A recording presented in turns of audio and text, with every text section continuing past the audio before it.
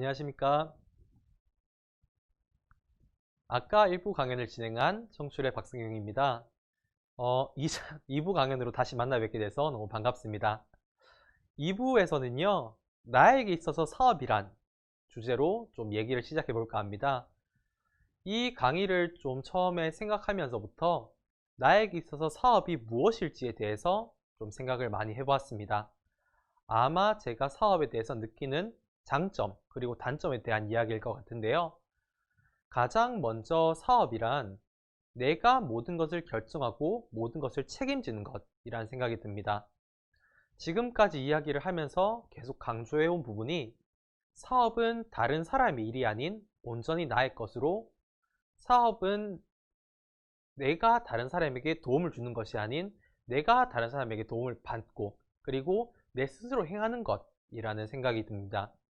이는 확실히 큰 장점으로 저에겐 다가왔습니다. 무엇보다 일에 열정을 가지고 할 수 있게 되었고요. 내가 시도한 것을 통해 나온 결과들이 온전히 나의 것이 되는 것 또한 매력적이었습니다. 본인이 선택에 따라서 일의 루틴을 정할 수 있어서 일에 대해서도 자율성이 많이 생기는 기분이었고, 달성하려고 하는 목적이 무엇이든지 제가 생각해서 제가 스스로 움직일 수 있었기 때문에 확실히 일을 하는데 좀 흥미가 많이 붙었던 것 같습니다. 하지만 이런 부분은 되돌려 생각해 보면요, 사실 단점이 되기도 하는데요. 내가 오롯이 선택한 것이기 때문에 그 일에 대한 실패도 오롯이 저의 책임이 됩니다. 누군가가 일 때문에 저를 혼낼 일은 없지만 그 실패에 대한 경제적 그리고 시간적 책임은 누구도 대신 져주지 못하죠.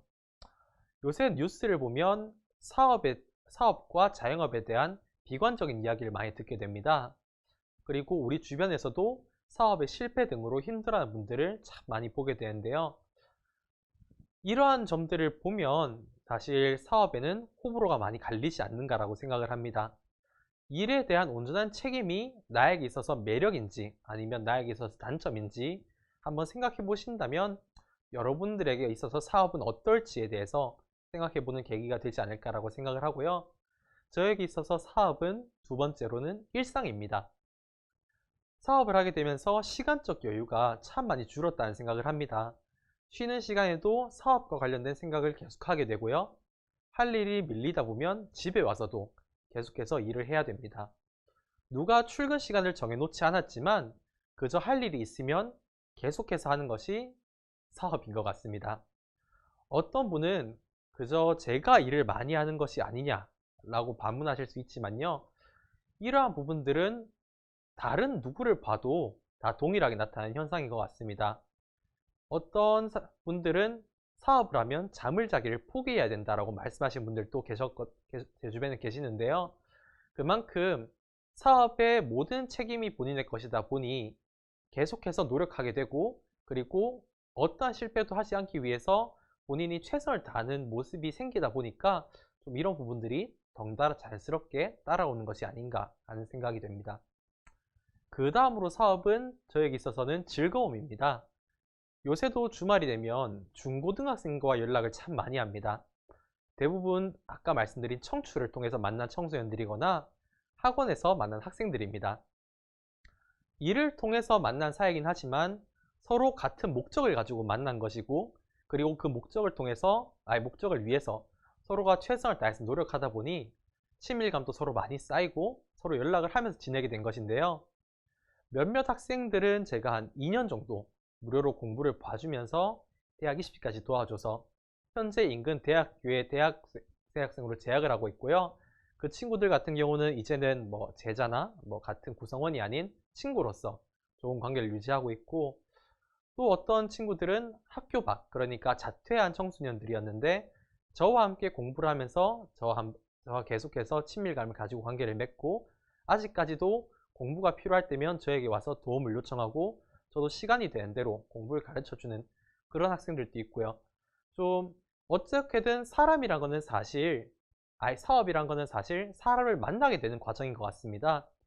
이러한 과정들이 있다 보니까 사업을 하는 그 자체가 저한테 좀 즐거움이 될 수 있었던 것 같습니다. 특히나 저 같은 경우는 공익 사업을 하다 보니 이런 부분이 좀 더 나타나는 게 아닌가 하는 생각이 들긴 합니다.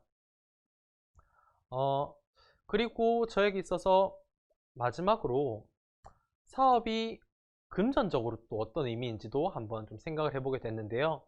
저에게 사업은 금전적인 즐거움이 되기도 합니다. 며칠 전에 만난 어떤 샐러드 프랜차이즈 창업주분이 저에게 이런 말을 하셨습니다. 누군가 내가 만든 음식을 맛있게 먹어주고 그의 대가로 값을 지불할 때 그것을 처음 봤을 때 감정이 되게 묘했다라는 표현을 하셨어요. 저도 제가 기존에 하던 것들 그리고 제가 가지고 있던 것들을 누군가에게 제공함으로써 그것이 금전적 여유가 되는 단계를 굉장히 많이 거치면서 지금 또 아직까지 계속해서 학원비를 받는 순간이나 사업비를 받는 순간이 조금은 저에게 계속된 즐거움이 되는 것 같습니다. 이런 부분들이 하나씩 모여서 나에게 있어서 사업이란 가치는 무엇인가를 좀 정립하게 되는 것 같고요. 아마 사업을 시작하기 전에도 이 사업에 대한 가치를 생각하게 되실 거고, 사업을 하면서는 이 사업에 대한 가치를 계속해서 구체화해 나가는 과정을 겪게 되실 것 같습니다. 모든 분들이요. 그러한 과정 속에서 한번 계속해서 사업이 무엇인지 생각해 보는 것은 굉장히 본인에게 큰 힘을 주는 것 같습니다. 저 같은 경우는 이런 점들이 있었다는 걸 여러분들께 좀 말씀을 드리고 싶었고, 여러분들도 이 사업에 대해서 한번 생각을 해 보시고 하면 좀 좋겠다는 생각이 듭니다. 그리고 오늘 사실 핵심적인 주제는 청년 창업이잖아요. 그래서 청년 창업의 정의가 뭘까를 한번 생각해 보고, 그리고 청년 창업에 대한 저의 생각도 한번 얘기를 해볼까 합니다. 청년 창업은 통상적으로는 만 19세부터 만 39세까지의 창업을 의미합니다. 하지만 포항시는 조금 독특하게 청년 기본 조례를 통해서 이를 좀 다르게 정의하고 있는데요. 여기 2조를 보면요. 만 15세부터 만 39세로 정의를 하고 있고요. 이 나이대에 하는 모든 창업은 청년 창업으로 정의를 하고 있습니다. 이 나이대는 아마 대부분 대학교에 고등학교나 대학교에 재학 중이거나 졸업한 이후에 뭐 회사 생활을 잠시 하셨던 분들 정도가 많이 해당이 될 것 같은데요. 이 계층의 뭐 통상적인 배경을 한번 생각을 해보자면, 첫 번째로는 경험이 많지 않다는 것이고요. 두 번째로는 금전적 여유가 조금은 부족한 편이라는 게 있겠고, 세 번째로는 사업이 생업이 된다는 특성이 있겠고요. 네 번째는 최신 트렌드에 누구보다 민감하다는 특성이 조금 있겠습니다. 청년 창업은 이러한 네 가지 요소들을요, 장점은 살리고 단점은 잘 보완해 나가면서 사업을 계속 진행해 나가야 하는 것 같습니다. 하나씩 짚어보면서 저와 좀 얘기를 나눠보면 좋을 것 같습니다. 첫 번째로 경험이 많지 않은 영역에 대해서는요, 이를 보완하기 위해 인위적인 경험을 좀 많이 쌓아야 되는 것 같습니다. 가장 권하고 싶은 것은 아까도 좀 말씀드렸듯이 회사에 한번 취업해보는 게 가장 좋은 수단이 아닐까 하는데요. 시기적으로 본다면 최소 1년 정도 한 기업에 재직하면서 1년간 그 기업이 겪는 사이클을 한번 체험해보는 게 도움이 된다고 생각을 합니다. 사실 대부분의 사업체가 1년을 보내는 과정은 그렇게 크게 다르지 않습니다. 그리고 이 사이클을 한번 경험한다면 본인의 사업을 진행할 때에도 이 사이클을 참고해서 사업을 또 진행해 나갈 수 있기 때문에 많은 배움의 장점이 된다고 생각을 하고요. 또 이렇게 한번 사이클을 겪고 나면 별도로 공부하는 시간을 만들지 않아도 충분히 본인이 경험이 쌓여서 이 다음 사업을 준비할 때 뭐 크게 공부를 하지 않아도 사업을 잘 구성해 나갈 수 있는 역량이 생기는 것 같습니다. 그리고 이렇게 1년 정도 있다 보면 사업에 관련된 테크닉을 참 많이 배우는 것 같습니다. 그 사업체에서 1년 동안 경험을 한다는 거는요, 그 사업체가 수십 년간 만들어 온 사업적인 인프라를 빠르게 배우는 것을 뜻한다고 생각을 합니다. 보통 이런 과정 없이 본인이 창업을 바로 하게 되면 훨씬 더 미숙하고 훨씬 더 오랜 기간 동안 이런 부분에 대한 연구를 해야 그런 인프라를 만들 수 있다고 생각을 하는데요. 사실 사업 초기에는 굉장히 실수가 많은 시기고 굉장히 할 일도 많은 시기라서 이러한 시간을 많이 빼기가 쉽지 않고, 그리고 결국 이러한 인프라나 이러한 실력, 그러니까 내실이 없이는 사업이 쉽게 무너지기도 합니다. 그래서 저는 이 1년 동안 다른 사업체에 들어가서 배움의 시간을 겪는 게 절대로 돌아가는 길이라고 생각하지 않고요. 끝에 갔을 때는 조금 오히려 서둘러 가는 길, 좀 더 빠르게 가는 길이 되지 않을까 하는 생각을 합니다. 그리고 결국은 그리고 다른 사업체에 들어가서 다른 사람 밑에서 일해보는 경험은 또 나중에 혹시 직원을 고용하게 된다고 하면 또 피고용인 입장을 이해할 수도 있는 좀 좋은 기회가 된다고 생각을 하고, 그래서 나중에 사업을 생각하신다면 지금 유사한 업종 그리고 유사한 형태를 가진 회사에 한번 들어가셔서 한번 배울 점을 찾아보신다면 꼭 가치 있는 시간이 될 거라는 생각이 듭니다. 이러한 방금은 이제 취업에 대해서 좀 효율적으로 활용을 하시라, 이런 말씀을 드렸는데요. 이거 말고도 인위적인 노력이 조금 더 있는데 공부가 있을 것 같습니다. 요새는 창업을 권장하는 분위기다 보니 저희 오늘의 강연 같은 것, 그리고 이를 제외하고도 창업과 관련된 교육 프로그램이나 육성 프로그램들이 참 많습니다. 또한 대학교에 재학 중이실 경우 산학협력단 등을 통해서 창업에 필요한 공간이나 재원 등을 지원받는 제도도 참 잘 마련되어 있는데요. 사업을 하시는 분들 중에 경영 혹은 사업과 관련된 전문적인 교육을 받은 분들은 그렇게 많지 않으실 것 같습니다. 사회에 있는 이런 사업 혹은 이제 청년 창업과 같은 교육 컨텐츠를 통해서도 충분히 실력을 쌓을 수 있다고 생각을 하고요. 이러한 기회들을 좀 잘 활용하셔서 인위적으로 좀 성장을 하시면 사업 과정에 큰 도움이 될 것 같습니다. 하나 더 인위적인 경험을 쌓아야 되는 영역이 있다면 바로 조사가 아닐까 생각을 합니다. 위에서 사업 이전의 조사 과정에 대해서 중요성이 있다 많이 강조를 드렸는데요.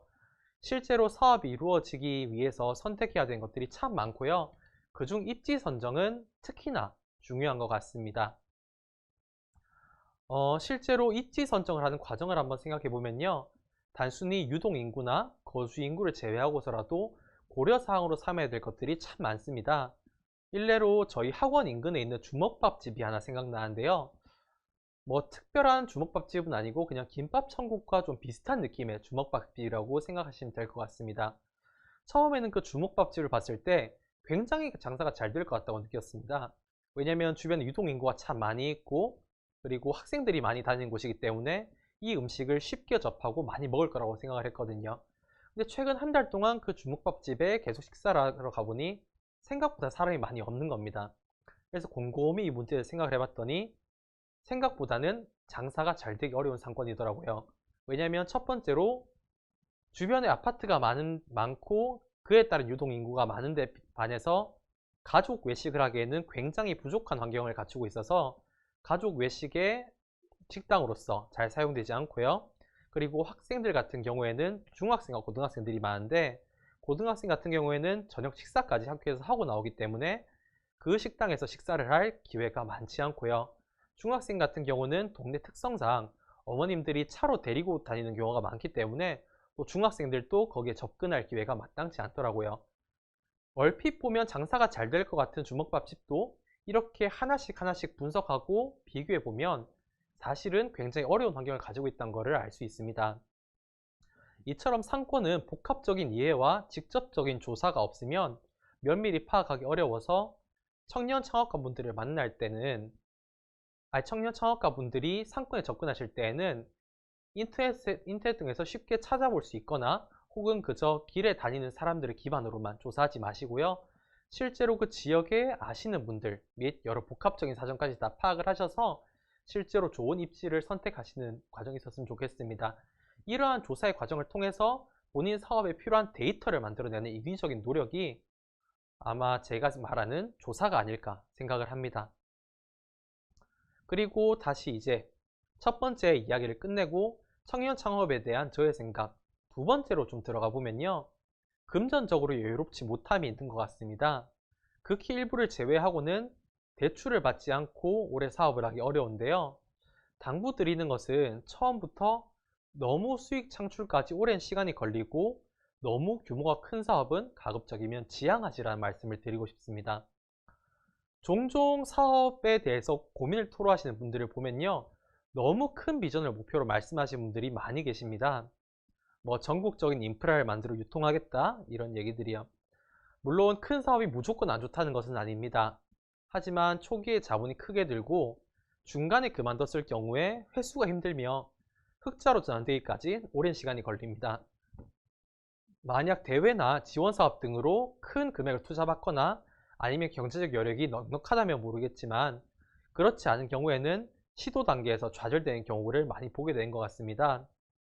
처음부터 큰 사업을 하는 것보다는 작은 사업을 통해서 천천히 성장시키는 게 조금 우리 청년 사업에 맞지 않은가라는 생각을 하고요. 실제로 그 큰 카카오도 처음에도 몇몇 개발자들이 만든 하나의 어플리케이션이었지만 지금은 지속적인 성장으로 굉장히 큰 그룹을 이루게 되었지요. 그리고 또한 지역에서 많이 볼 수 있는 음식 프랜차이즈들도 대부분 처음부터 프랜차이즈를 노리고 만든 게 아니라 지역에서 잘 되는 음식점들이 하나씩 성장하다 보니 그리고 프랜차이즈가 확장되다 보니 그렇게 된 경우가 더 많고요. 처음에는 과하지 않고 타당한 목표를 세우셔서 작은 성취부터 조금씩 이뤄나가는 게 좋겠습니다. 또한 금전적인 부담 등이 있다면 뒤에서 설명드릴 지원사업 등에 관심을 가지시고 그러한 부분에 도움을 받으시면서 이 사업을 준비해 나간다고 하면 좀 금전적인 청년들이 본질적으로 가지는 금전적 문제들에 대해서 조금은 상쇄되지 않을까라는 생각을 가지게 되고요. 청년 창업에 생각해 봐야 될 세 번째 특성은요. 사업이 곧 생업이 된다는 것입니다. 이 얘기는 어느 층에서나 좀 당연한 얘기처럼 들릴 수 있지만요. 생각보다 청년 창업을 하시는 분들이 이 부분을 망각하고 하시는 분들이 많아서 제가 한번 가져나와 봤습니다. 제가 청출을 시작했을 때 이런 마음이었던 것 같습니다. 나는 아직 어리고 시도해보고 싶은 게 많으니까 사업으로서 돈을 벌 생각을 크게 하지 말고 그냥 뭐 재미로 해보자거나 아니면 내 뜻을 이뤄보자거나 이러한 부분으로 사업을 시작한 경우가 좀 많고 제 주변에도 이러한 경험적인 요소로서 사업을 생각하시는 분들이 굉장히 많은데요. 하지만 사업과 생업은 좀 현실적인 영역이 아닐까 합니다. 제 주변에 수익성이 없는 사업을 시작하신 분들은 1년이 지날 무렵 많이 힘들어하고 보통 2년에서 3년이 지날 무렵 그 사업을 내려놓게 되더라고요. 왜냐하면 수익성이 없다 보면 어쨌든 유지해야 되는 삶이 있기 때문에 그 일을 많이 포기하시는 것 같습니다. 수익성이 크다고 나쁜 사업은 아닙니다. 그렇게 해도 충분히 공익성이 있을 수 있다고 생각을 하고요. 수익성에 대해서 크게 생각해보지 않고 사업에 대해서 접근하시려던 분들은 내가 이 사업을 언제까지 그렇게 유지할 수 있을지에 대해서 한번 생각을 해보시고 한번 다시 이 사업이 수익성에 있어야 되는지에 대해서 좀 정확히 판단을 하셔서 이 사업이 생업을 명심한 상태에서 사업을 좀 진행하시면 좋겠다 이런 생각이 있습니다. 우선 도전해봐라. 실패해봐야 안다. 실패하고 다시 도전하면 배우는 게 많다 같이 생각보다 사업에 도전을 신성시하고 사업의 실패를 위로하는 단어들을 인터넷에 보면 참 많습니다. 결국은 하지만 저는 그렇게 생각합니다. 결국은 사업은 돈을 벌어야 된다고요.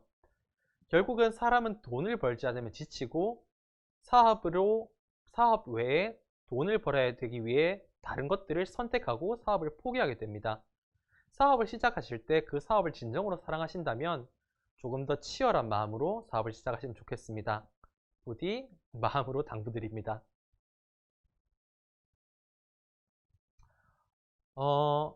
그 다음으로 제가 좀 얘기를 드리려는 부분은요. 포항에서 사업을 시작한 이유입니다. 오늘 이 강의가 포항청춘센터와 포항시에서 진행하는 강의고 여러분들도 아마 포항에 거주하시거나 포항대학교에 재학 중이실 거기 때문에 또 저는 포항에서 창업을 시도한 사람으로서 여러분들과 이 주제에 대해서 한번 나눠보고 싶은데요. 굉장히 자주 받는 질문이긴 합니다. 더 큰 도시나 아니면 서울 같은 곳에서 사업을 시도하지 왜 포항에서 시도했냐 이런 얘기를 참 많이 듣는 것 같은데요. 제가 생각했을 때는 생각이 조금 다릅니다. 대부분의 청년 창업가 분들은 특수한 이유가 아니면 포항에서 창업을 하는 게 훨씬 더 좋다고 생각을 하거든요. 그 이유를 하나씩 말씀드려 보면요. 첫 번째 이유는 포항은 제가 그 누구보다 잘 아는 곳이기 때문입니다. 아마 포항에 거주하시는 분들은 포항의 구석구석 곳곳을 아주 전문가처럼 알고 계실 겁니다. 뭐 회를 먹기 위해서는 어디가 좋다든지 저녁에 산책을 하기 위해서는 어느 동네가 좋다든지 아니면 뭐 데이트를 하기 위해서는 어느 곳이 좋다든지 이러한 디테일한 부분까지 여러분들 아주 잘 알고 계시죠? 아마 포항에 다들 뭐 10년 넘게 거주하셨을 테니 또 그리고 한참 뭐 청년의 시기에 이런 포항의 문화들을 접하셨을 테니 당연한 거라고 생각을 합니다. 하지만 여러분들이 지금 다른 지역에 가서 이런 사업을 준비하시게 되면요, 이러한 지역에 대한 이해도를 가지는데 굉장히 오랜 시간이 소요됩니다. 또 지금 대구에서 대학교 재학 때문에 약 3년 정도 자취방에서 거주를 하고 있는데요. 3년을 살았음에도 불구하고 대구를 아는 정도가 포항의 반의 반도 못 미친다고 생각을 합니다. 제가 아마 한 5년 정도는 더 살아야 포항을 이해하는 거에 반 정도나 대구를 이해할 수 있지 않을까 생각을 하는데요. 계속해서 말씀드리듯이 결국은 사업은 사람과 만나는 일이고 소비자와 접촉하는 일인데, 여러분들이 포항만큼 그 입지에 대해서 잘 판단하고, 그리고 포항의 입지에 대해서 판단할 수 있는 지역이 포항 말고는 잘 있을까? 라는 생각에 좀 이 포항은 내가 누구보다 잘 아는 곳이 큰 장점이 되어주는 것 같습니다. 두 번째 이유는 비대면 사업의 증가세 때문입니다. 올해 우리는 코로나라는 굉장히 특별한 환경을 경험했는데요. 대면으로 이루어지던 수많은 수많은 컨텐츠들이 우리가 비대면의 영역으로 많이 들어왔습니다. 전문가들은 이걸 보고 비대면이 더욱 빠르게 우리 삶을 침투할 것이다 라고 얘기를 많이 하는데요. 이를 제외하고도 현재 청년 창업 인기 업종 1위를 살펴보면 통신 판매업입니다.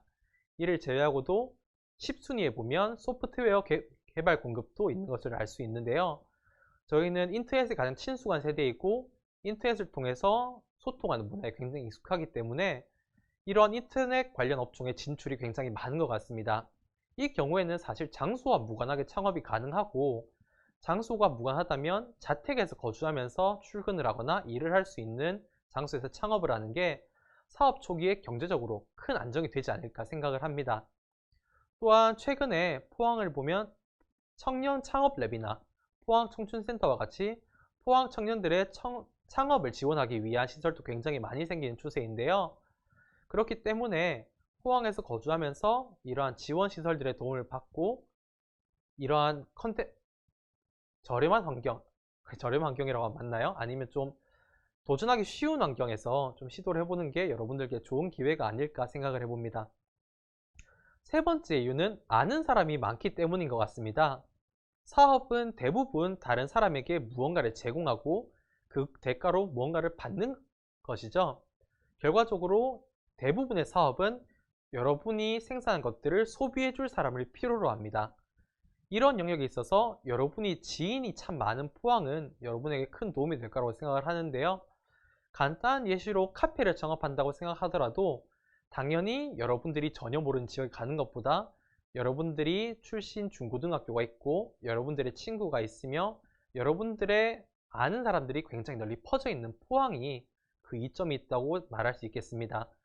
지금 제가 운영하는 학원 같은 경우도요, 광고를 보거나 길거리에서 들어온 사람들보다는 제가 기존에 알던 사람들, 그리고 저를 아는 사람들이 소개해주는 사람들, 그런 부류가 훨씬 더 많은데요.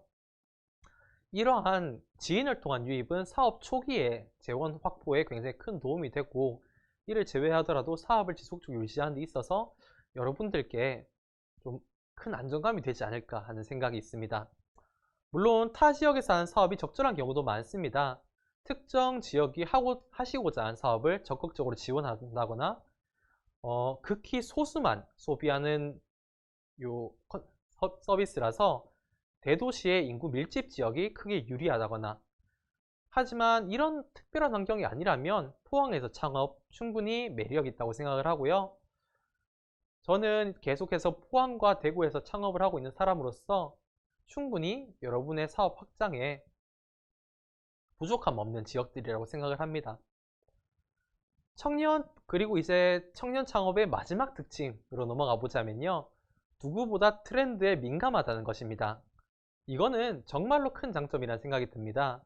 실제로 청년 창업의 많은 영역들이요, 굉장히 트렌디하게 이루어집니다. 산업과 문화가 통일된다는 느낌을 저는 참 많이 받는데요. 카페는 커피를 파는 곳에서 분위기와 문화를 파는 곳으로 변해가고 있고요. 음식집은 인스타 맛집이라는 이름으로 대변되는 음식의 맛보다는 음식점의 컨셉, 분위기, 플레이팅 등이 흥행의 요소로 여겨지는 모습을 보이고 있습니다. 그리고 몇 년 전부터는 향수를 만들고 반지를 만드는 등 시간과 문화를 소모한 체험이 또 하나의 사업 영역으로 떠오르고 있기도 하고요. 이러한 부분들로 볼 때 트렌드는 최근 사업에 있어서 굉장히 핵심적인 요소가 됩니다. 사업을 위해서 공부만이 능사가 되는 것은 아닙니다. 인스타도 많이 보시고 페북도 많이 보시고 전시회도 많이 다니면서 이러한 트렌디함을 키우고 이러한 것들을 통해서 현재 우리 세대가 바라는 이상적인 사업 모델을 만들어내는 것도 여러분들 청년층이 가진 굉장한 매력이자 여러분들이 추구해 나가야 될 가치가 아닌가 생각을 많이 합니다.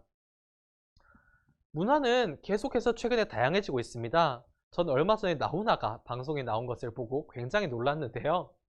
이러한 것처럼 여러분들이 새로운 컨텐츠에 대해서 기민하게 반응을 하고 그러한 것들을 중점으로 여러분들의 사업을 구성해 나간다면 청년 창업의 특성을 잘 살리는 케이스가 되지 않을까라는 생각을 합니다. 이렇게 다양한 장점 그리고 단점을 가지고 있는 청년 창업이지만 여러분들이 이러한 부분에 대해서 정확히 인식하고 그리고 이상적인 모델을 구축하기 위해서 노력한다면 단점은 상쇄되고 장점 극대화되어서 여러분들의 사업 성공에 큰 도움이 될 거라고 생각을 합니다.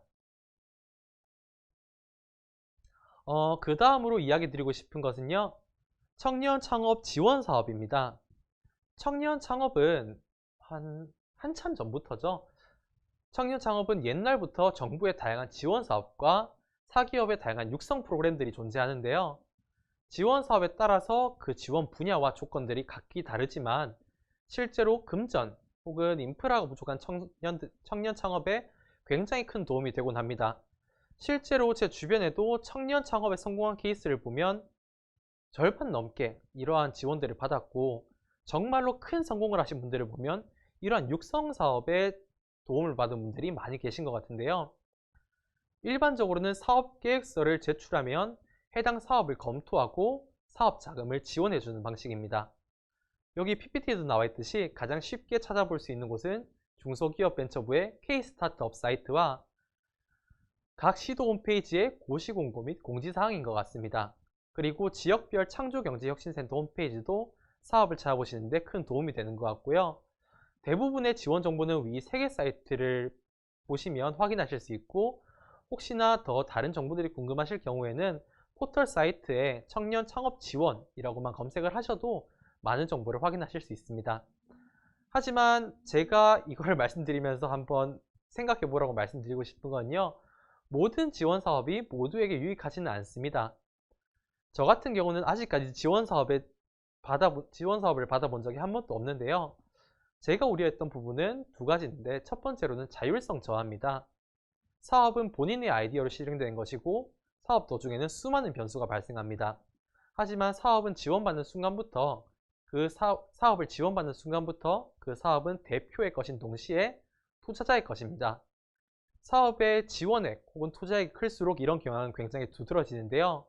지원을 하시기 전에 지원 사업의 모든 과정에 잘 참여하고 따라갈 수 있을지 그리고 해당 지원을 통해서 얻는 시간 및 환경적 손실이 얻을 수 있는 경제적 이익보다 큰지에 대해서 잘 비교하고 생각해 보셔서 지원하는 태도가 필요하겠고요. 그 다음으로 조금 걱정되고 좀 문제가 생기는 부분들은 행정적 처리 정도가 있겠습니다. 생각보다 지원 사업들은 행정을 비롯한 서류 처리가 굉장히 복잡한 편입니다. 재직 경험 등이 있다면 이러한 서류 처리를 별 어려움 없이 하시겠지만 아직 사업 혹은 직장의 경험이 없으시다면 이러한 서류 처리에서 온 스트레스 때문에 많이 힘드실 수 있는 것 같아요. 사업 초기에는 많은 스트레스와 많은 시간적 한계에 부딪히는 경험을 합니다. 이런 상황에서 사업에 대한 기초적인 지식 없이 지원 사업을 받아서 여러모로 골머리를 앓고 고생하는 분들을 저는 많이 봐왔는데요. 지원 사업이나 육성 사업 등에 지원하게 되신다면 아까 말씀드렸던 것처럼 그 사업이 본인에게 유익한지와 그 사업이 본인이 잘 따라갈 수 있을지를 면밀하게 파악해 보시고 그리고 본인이 어느 정도 사업에 대한 지식이 있는 상태에서 지원하시기를 권해드립니다. 그리고 그러한 지원 사업과 관련된 설명회 아니면 각종 자료들을 많이 읽어보시고 그런 사업에 최대한 잘 따라가려고 노력을 하셔야 좀 마무리가 아름다운 그런 사업이 되지 않을까 생각을 합니다. 지원 사업은 양날의 검이라고 생각을 합니다. 좋은 점도 있지만 그 나쁜 점도 있고요. 하지만 청년층이 유난히 경제적인 어려움이 있기 때문에 이러한 사업들이 도움이 되는 경우가 저는 좀 더 많다고 생각을 합니다. 한번 잘 생각해 보시고 잘 선택할 수 있으면 좋겠습니다. 우선 2장 강의는 이걸로 마치고 다음에 3장으로 찾아뵙도록 하겠습니다.